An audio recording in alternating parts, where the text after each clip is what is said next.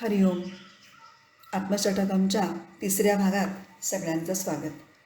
प्रार्थनेने सुरुवात करूया.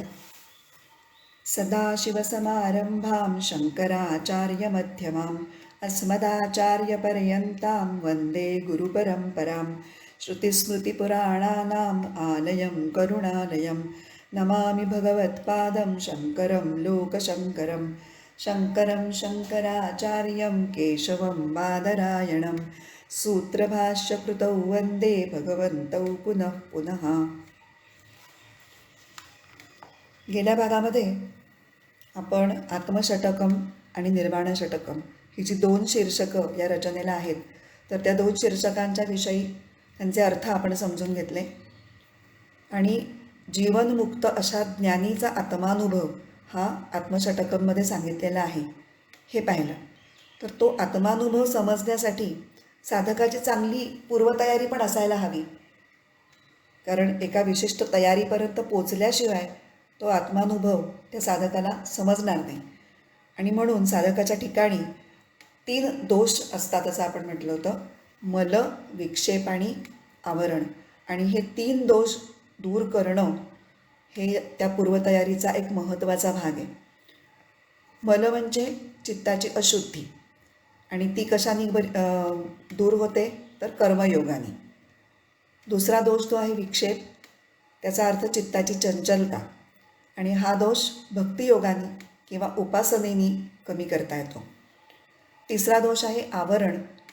आवरणाचा अर्थ अज्ञान, आणि हा ज्ञानमार्गाने दूर करता येऊ शकतो. ज्ञानमार्ग म्हणजे काय तर विवेकपूर्ण विश्लेषण, त्यालाच शंकराचार्य विचार असंही म्हणतात. तर या ज्ञानमार्गाचे 3 महत्त्वाचे टप्पे आहेत: श्रवण, मनन आणि निदिध्यासन. इथपर्यंत आपण मागच्या भागात पाहिलं होतं, आणि आता आपण ह्या 3 टप्प्यांविषयी थोडं सविस्तर जाणून घेऊयात. तर पहिला टप्पा किंवा पहिली पायरी जी आहे त्याचं नाव आहे श्रवण. श्रवणाबद्दल काय म्हणतात? आचार्यमुखात श्रवणं कुर्यात, म्हणजे गुरूंच्याकडून शास्त्रग्रंथांचं श्रवण करावं. ह्याच्यावरून हे लक्षात येतं की श्रवण ही जी पायरी आहे ती शास्त्रप्रधान आहे किंवा आचार्यप्रधान आहे. म्हणजे याच्यामध्ये शास्त्रांना महत्त्व आहे आणि ते शास्त्र शिकवणाऱ्या गुरूंनाही महत्त्व आहे. श्रवण या शब्दाचा शब्दशः अर्थ आहे ऐकणं, पण ग्रंथांचं वाचन करून विषय समजून घेणं हे सुद्धा श्रवणामध्येच समाविष्ट केलं जातं बरं का. आणि ऐकणं म्हणजे सहज जाता जाता ऐकलं आहे अशा ऐकणाला इथे श्रवण म्हणत नाही होत आपण, ज्याला आपण कॅज्युअली म्हणतो की तसं नाही. ते अभिप्रेतही नाही आहे तसं ऐकणं, आणि ते उपयोगाचंही ठरणार नाही. इंग्लिशमध्ये 2 वर्ब्स वापरतात ऐकण्यासाठी. एक आहे हिअरिंग आणि दुसरं आहे लिसनिंग. तर हिअरिंग म्हणजे हे साधं जाता जाता ऐकणं, आणि लिसनिंग म्हणजे लक्ष देऊन किंवा एकाग्र चित्ताने ऐकणं, आणि त्याला इथे श्रवण म्हटलेलं आहे. श्रवण केल्यामुळे काय होतं तर माहिती नसलेल्या ज्या गोष्टी असतात त्या माहिती होतात. म्हणजेच दुसऱ्या शब्दात अज्ञान दूर होतं. शास्त्रीय भाषेत हेच वेगळ्या पद्धतीने सांगितलं बरं का. कसं सांगितलं ते पाहू आपण. श्रवणाने प्रमाण असंभावना नष्ट होते. शब्द जड आहे पण अर्थ काही त्याचा विशेष अवघड नाही आहे, मी सांगते. प्रमाण म्हणजे आपण मागे बघितलं आहे, प्रमाण म्हणजे ज्ञानाचं साधन. प्रमा म्हणजे ज्ञान. ते ज्ञान ज्या साधनाने करून घेतलं जातं त्याला म्हणतात प्रमाण. आता इथे ज्ञानाचे साधनं काय आहेत? एक तर ग्रंथ किंवा वेगवेगळे आचार्य, त्या ग्रंथ शिकवणारे वेगवेगळे वक्ते. आता दुसरा शब्द काय आहे? असंभावना. त्याचा अर्थ संशय. प्रमाण असंभावना म्हणजे ज्ञानाच्या साधनाविषयी असलेला संशय, तो श्रवणामुळे दूर होतो. आता हे थोडं समजून घेऊ. आपण वेगवेगळ्या शास्त्रीय ग्रंथ वाचल्यावर किंवा वेगवेगळी प्रवचनं ऐकल्यावर किंवा एकच ग्रंथ वेगवेगळ्या वक्त्यांकडून ऐकल्यानंतर आपल्याला काय कळतं की सगळ्या ग्रंथांचं तात्पर्य एकच आहे, आणि वेगवेगळ्या पंडितांचं सुद्धा सांगण्याचे शब्द जरी वेगळे असले, त्यांची शैली जरी वेगळी असली, त्यांनी वेगवेगळी उदाहरणं जरी वापरलेली असली, तरी त्यांना जे सांगायचं आहे ते एकच आहे. आणि ह्यालाच म्हणतात, हे जे आपल्याला कळतं त्यालाच म्हणतात प्रमाण असंभावना दूर होणे. आता हेच बघा ना, की आता आपण आत्मषटकमचा अभ्यास करतोय, तर आपल्याला वारंवार उपदेशसार आठवतंय आणि आठवणार आहे. उपदेशसाराचा अभ्यास आपण करत होतो तेव्हा आपण अनेक वेळेला भगवद्गीतेचा संदर्भ घेतलेला होता. म्हणजे आता भगवद्गीता, उपदेशसार आणि आत्मशतकम हे तीनही ग्रंथ एकाच वेदांत शास्त्रावर आधारित असल्यामुळे ते कशाविषयी बोलणार, तर आत्म्याच्या सच्चिदानंद स्वरूपाविषयीच. हे आपल्याला उदाहरणावरून लागलीच कळेल असं मला वाटतंय. आणि हे जे आपल्याला कळतं की तीन वेगवेगळे ग्रंथ असले, आता बघूया, आता ह्या तीन तीन जर आपण रचनांची किंवा ग्रंथांची जर तुलना केली, तर त्यांचे आकार वेगळे आहेत, त्यांचे प्रकार वेगळे आहेत, त्यांचे लेखक वेगळे आहेत, ते वेगवेगळ्या काळात लिहिले गेलेले आहेत. बघा आता भगवद्गीतेमध्ये किती श्लोक आहेत? 700. उपदेशसारात 30 आणि आत्मशतकममध्ये 6. भगवद्गीतेचा फॉर्म काय आहे? गुरु शिष्य संवाद, म्हणजे श्रीकृष्ण आणि अर्जुन ह्यांच्यामधला संवाद आहे. उपदेशसारामध्ये सूत्ररूपांनी सगळा विषय मांडलेला आहे, कमीत कमी शब्दात. आणि आत्मशतकममध्ये तर साक्षात आत्मानुभव फक्त 6 श्लोकात मांडलेला आहे. भगवद्गीतेचे लेखक व्यास महर्षी, कारण भगवद्गीता ही महाभारतातला एक भाग म्हणून येते आणि महाभारत हे व्यासांनी लिहिलेलं आहे. महाभारताला इतिहास असं म्हणतात, कारण महाभारत जे घडलं ती प्रत्यक्ष घटना आहे घडलेली आणि त्याचे साक्षीदार स्वतः महर्षी व्यास होते आणि ते प्रत्यक्ष घडलेली गोष्ट त्यांनी शब्दबद्ध केली, म्हणून महाभारताला इतिहास म्हटलं जातं. उपदेशसाराचे ग्रंथकर्ते आहेत रमण महर्षी आणि आत्मशतकमचे ग्रंथकर्ते आहेत शंकराचार्य. ह्या सगळ्यांचे काळ वेगळे वेगळे आहेत. आता भगवद्गीता आणि उपदेशसार ह्या दोघांमध्ये आपण काय पाहिलं की ह्या दोन ग्रंथामध्ये काय सांगितलेलं आहे? कर्मयोग, भक्तियोग, ध्यानयोग आणि ज्ञानयोग ह्याचं वर्णन या दोन ग्रंथामध्ये आलेलं आहे. पण हे जे 4 मार्ग सांगितलेत त्याचा उद्दिष्ट काय आहे? त्याचा उद्देश काय आहे? कुठे पोचायचं आहे ह्या मार्गाने जाऊन? उद्दिष्ट आहे किंवा गंतव्य आहे आत्मानुभूती. आत्मानुभूतीपर्यंत पोचण्यासाठीच हे सगळे मार्ग एवढे विशद करून सांगितलेले आहेत. मग आता त्या आत्मानुभूतीचं साक्षात वर्णन आत्मशतकामध्ये केलेलं आहे. तर असं हे श्रवण, आणि श्रवण म्हणजे प्रमाण असंभावना. मला वाटतं हा मुद्दा आता पुरेसा स्पष्ट झाला असणार. आता पुढची पायरी मनन. मननाबद्दल काय म्हटलं आहे? युक्तितः मननं कुर्यात.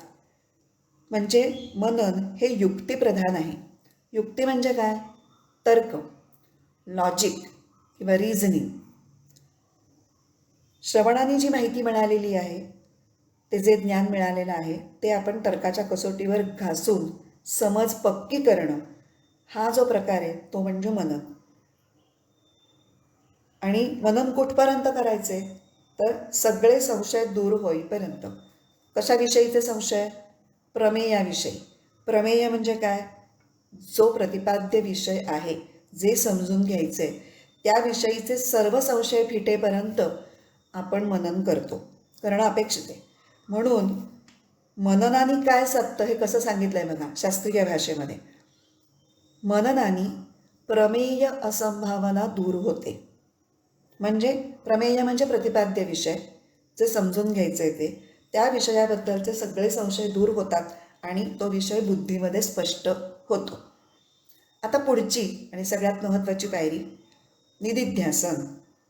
ह्याच्याविषयी असं म्हणतात यत्नतः निदिध्यासनं कुर्यात. म्हणजे यत्नतः या शब्दावरून आपल्याला कळतं की निदिध्यासन ही जी पायरी आहे ती प्रयत्नप्रधान आहे. त्यात प्रयत्नांचं महत्त्व अनन्यसाधारण आहे. मननाने जे आपण समजून घेतलं ते प्रत्यक्ष अनुभवायचं आणि अनुभव करून, अनुभव घेऊन मग त्याची खात्री पटवून घेणं, ह्यालाच म्हणतात निदिध्यासन किंवा ध्यान. आता या ध्यानाने काय होतं ते शास्त्रीय भाषेत कसं सांगतात? ध्यानाने विपरीत भावना दूर होते. तर विपरीत भावना म्हणजे काय? चुकीची समजूत, म्हणजे एक्झॅक्टली अपोजिट समजूत. आता ही चुकीची समजूत कशाविषयीची? तर प्रतिपाद्य विषयासंबंधीची, म्हणजेच प्रमेयासंबंधीची. आता या ज्ञानमार्गामध्ये प्रतिपाद्य विषय काय आहे? आत्म्याचं स्वरूप. आणि आत्म्याचं स्वरूप आपल्याला माहिती आहे कसं आहे ते. आत्मा हा सच्चिदानंद स्वरूप आहे. हे आपण श्रवणाने आधी कळलं आपल्याला, मग आपण मननाने ते समजून घेतलं, पटवून घेतलं. पण तरीही क्षणभर जरी मन आपलं ध्येयापासून दूर झालं तर ते तत्काळ अनात्म्याशी तादात्म्य पावतं आणि त्यामुळे पुन्हा जीवभाव उत्पन्न होतो. आत्मा आणि अनात्मा. आत्मा म्हणजे सच्चित आनंद आणि अनात्मा म्हणजे सच्चित आनंद हे आत्म्याचे गुणधर्म ज्याच्यात नाहीत तो. अनात्मा म्हणजे असत, अचेतन, जड. अचेतन किंवा जडची आपण काय व्याख्या केली होती? की ज्याला स्वतःचं किंवा दुसऱ्याचं भान नसतं तो अचेतन. आणि असतची आपण काय व्याख्या केली होती? की तो सतत बदलत असतो, जो कायम, ज्याचं अस्तित्व किंवा ज्याच्या विषयीचं सत्य हे त्रिकाला बाधित नसतं, त्याला इथे अनात्मा म्हटलेलं आहे. जीवभाव म्हणजे काय? मी करता, मी भोगता असं वाटतं. आणि एकदा का हा जीवभाव जागृत झाला की मग पुन्हा पुन्हा आपल्या भोवतीच्या परिस्थितीमध्ये जी द्वंद्व लपलेली असतात ती पुन्हा पुन्हा आपल्या पुढे येतात आणि त्या द्वंद्वांना आपण प्रतिक्रिया द्यायला लागतो, त्या द्वंद्वांवरती रिॲक्ट व्हायला लागतो. आणि मग हे जे काही होतं अनात्म्याशी तादात्म्य झाल्यामुळे ते सगळं विपरीत भावनेमुळे घडतं. आणि मग ही विपरीत भावना कशामुळे निर्माण होते? त्याला दोन कारणं सांगतात. एक म्हणजे ज्ञानाच्या अभावामुळे असलेला अविवेक.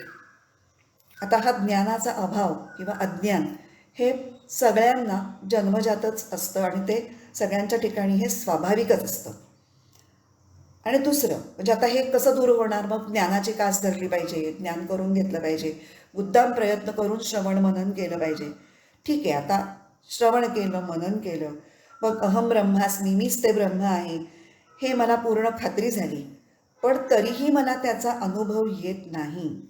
आणि ह्याचं कारण आहे जुनी सवय लागलेली आहे.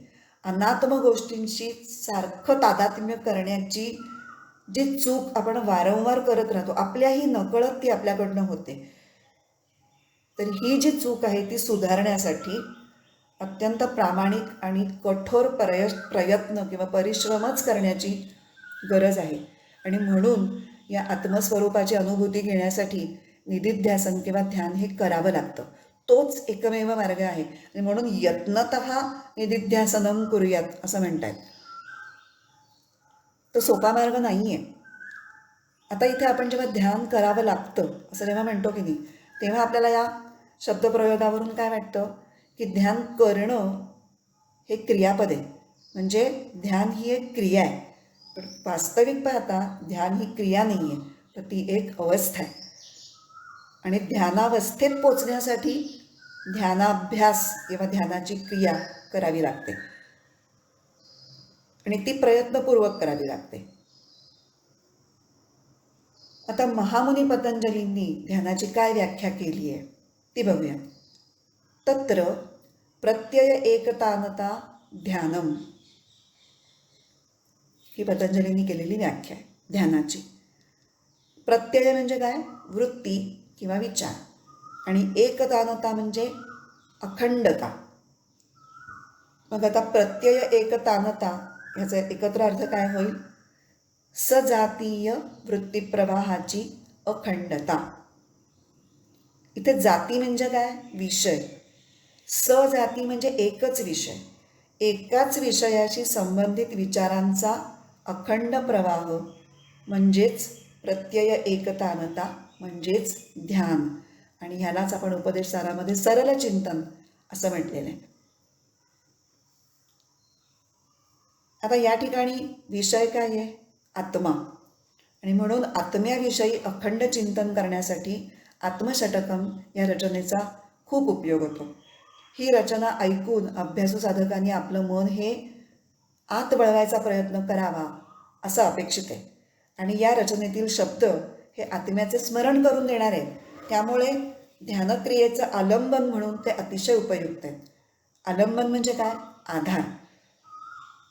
म्हणजे ज्याच्या सहाय्यानं चित्ताची एकाग्रता साधण्याचा प्रयत्न केला जातो त्याला म्हणतात आलंबन. आता ध्यानक्रियेमध्ये वेगवेगळी आलंबनं ही वापरली जाऊ शकतात. जे सगुण ध्यान करणारे असतात ते एखाद्या मूर्तीचं आलंबन ठेवतात. म्हणजे त्या मूर्तीवरती लक्ष एकाग्र करून डोळ्यासमोर ती मूर्ती आणण्याचा प्रयत्न करतात. काही जण जे जपत ध्यान स्वरूपाचं ध्यान करतात, हेही आपण उपदेशसारामध्ये पाहिलेलं आहे. ते म्हणजे एखाद्या मंत्राचा किंवा एखाद्या नामाचा आधार घेतात. आणि काही जण श्वास हे आलंबन म्हणून वापरतात. श्वासाकडे लक्ष एकाग्र करून, ज्याला रमण महर्षींनी प्राणवीक्षण असं सांगितलेलं होतं, तर श्वासाचाही आलंबन म्हणून उपयोग करतात. ही झाली आलंबनांची वेगळी वेगळी उदाहरणं. पण या ठिकाणी मात्र या रचनेतल्या शब्दांच्या आधारे मनाला आत्म्याकडे वळवून एकाग्र केलं जातं. आणि अशा प्रकारे शब्दांच्या आधाराने जी समाधी साधली जाऊ शकते किंवा साधण्याचा प्रयत्न केला जातो त्याला शब्दानुविद्ध समाधी असं म्हणतात. अशा शब्दांचा वेध घेत घेत आपण त्या आपल्या चंचल अशा अस्थिर अशा मनाला ध्येयाकडे घेऊन जाणार आहोत. त्यामुळे आत्तापर्यंतचं विवेचन जर पाहिलं तर आपल्या लक्षात येईल की खरं म्हणजे आत्मषटकम या रचनेचा विषय काय आहे तर आत्मानात्म विवेक हा आहे. आत्मानात्म विवेक म्हणजे काय?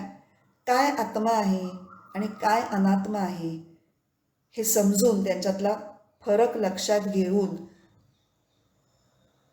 आत्म्याकडे आपलं मन वळवायचं, अनात्म्यापासून आपलं मन काढून घ्यायचं.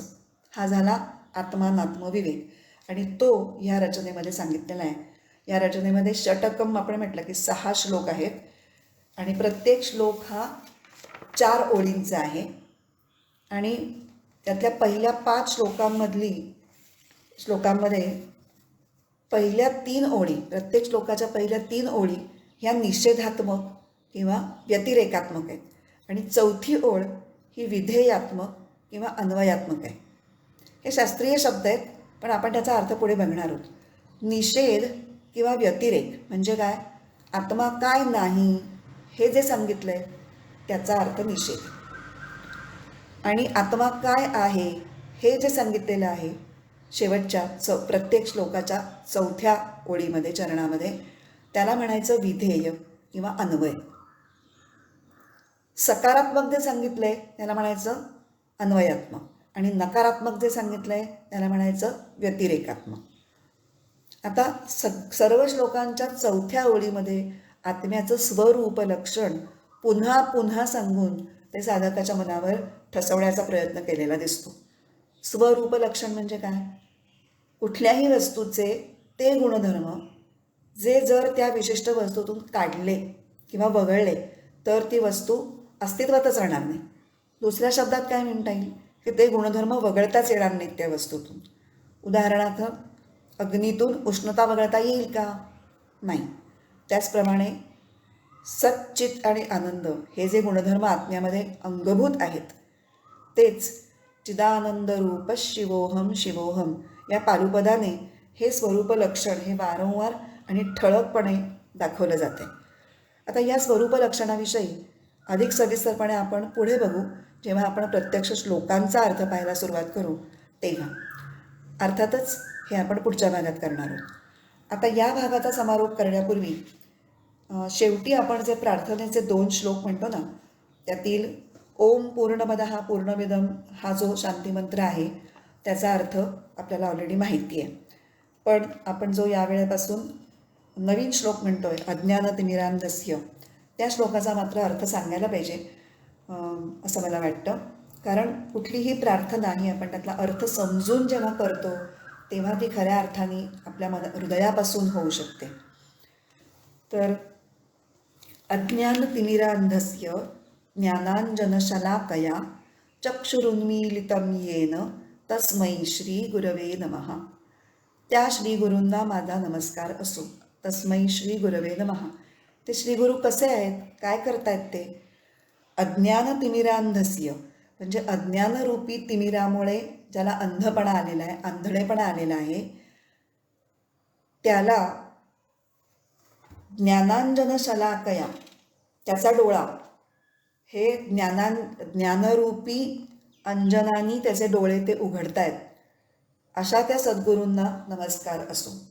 आता इथे अज्ञान तिमिरांधस्य या शब्दामध्ये जो तिमिर शब्द आहे ना, त्याचे जवळचेच पण दोन वेगळे अर्थ आहेत. एक तिमिर म्हणजे अंधार आणि दुसरा तिमिर म्हणजे एक प्रकारचा नेत्ररोग की ज्याच्यामुळे डोळ्यांना अंधत्व येतं. आता अंधार हा अर्थ घेतला तर काय होईल? अंधारामध्ये डोळे असून सुद्धा आपल्याला दिसणार नाही आहे, कारण प्रकाश, कुठल्याही वस्तूवर प्रकाश पडल्याशिवाय आपल्याला दिसण्याची क्रिया घडू शकत नाही. तर तसा एक अर्थ घेता येईल. पण इथे दुसरा अर्थ हा जास्त बरोबर वाटतो, कारण अज्ञानरूपी नेत्ररोगामुळे ज्याला अंधत्व आलेलं आहे, अशा नेत्ररोग झालेल्या शिष्याला गुरु उपचार करतायत. कशाचा? ज्ञानरूपी अंजन त्याच्या ते डोळ्यात घालतायत आणि त्यामुळे त्याचे डोळे उघडतायत आणि त्यांना दृष्टी प्राप्त होती आहे, ते पाहू शकतायत. म्हणजे अज्ञानी शिष्याचे ज्ञानचक्षु उघडण्याचं कार्य जे गुरु करतायत त्यांना माझा नमस्कार असो, असं याच्यामध्ये म्हटलेलं आहे. तर आपण आता ही प्रार्थना म्हणू आणि आज इथे थांबू. अज्ञानतिमिरान्धस्य ज्ञानाञ्जनशलाकया चक्षुरुन्मीलितं येन तस्मै श्रीगुरवे नमः. ॐ पूर्णमदः पूर्णमिदं पूर्णात् पूर्णमुदच्यते पूर्णस्य पूर्णमादाय पूर्णमेवावशिष्यते. ॐ शान्तिः शान्तिः शान्तिः. हरिः ओम. श्रीगुरुभ्यो नमः. हरिः ओम.